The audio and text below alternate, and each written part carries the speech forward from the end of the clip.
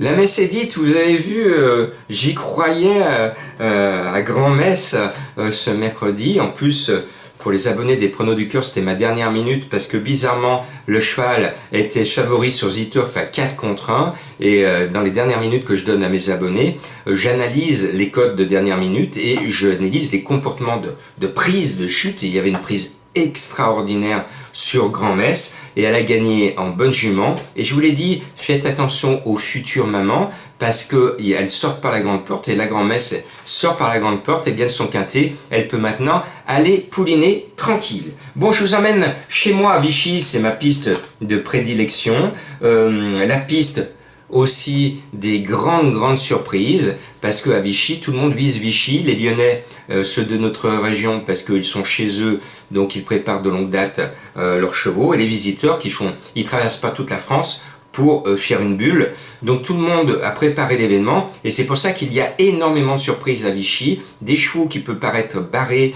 décevants, et bien en ce meeting de trot, ils se réveillent parce que toutes les équipes ont poussé à fond à l'entraînement pour les amener au top du top. Ils sont tous pratiquement au top dans ce quintet. Donc, arriver est certainement encore difficile. Vous avez vu, en ce mois de juin, c'est compliqué, c'est pas grave. Hein. Il faut réduire un peu la voilure. Au jeu, comme pour les pronostics, il y a des périodes de grande forme, des périodes de méforme. C'est la vie normale d'un joueur ou d'un pronostiqueur. Bon, j'ai deux coups de cœur pour des entraîneurs. C'est le 11 Eagle Mélois parce que j'adore les beloches. Et pour les marmions, avec Viels, le 13 élégant du Lupin. Donc 11-13, je construis mon pronostic avec deux entraîneurs qui ont le mérite de préparer leurs chevaux avec minutie. Et s'ils se déplacent à Vichy, ce n'est pas pour rien, même s'ils ne sont pas débordants d'enthousiasme. Le 10, Effigie Madric. Ceux qui suivent bien les courses, notamment les courses à Vincennes, vous vous souvenez qu'elle avait fait de grandes performances à Paris. Actuellement, c'est un peu plus compliqué, elle a perdu son âme, elle a eu des combats difficiles et c'est loin d'être un soleil. Sur sa meilleure valeur, c'est une très bonne chance, mais elle peut décevoir, ce n'est pas une base.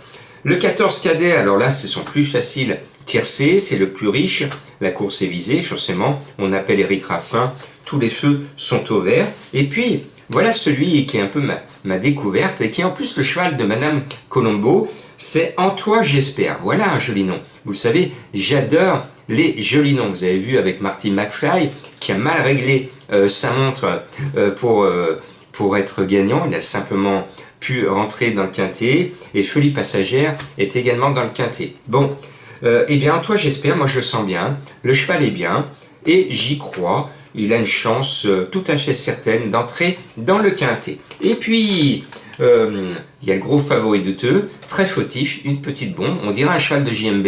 Il est souvent distancé et quand il n'est pas distancé, il peut gagner. C'est le 4 Endo d'Azif. Mais si vous êtes cardiaque, ne regardez pas sa course parce que s'il faute, vous allez faire un malaise. Et puis, j'aime bien notre Serge Pelletier, notre JMB. Le 6 DJ du Messi a été préparé pour, et le 7 d'Amour de Mani est un cheval que j'aime bien, il est bien engagé. Allez, venez faire une cure à Vichy, ça fait du bien.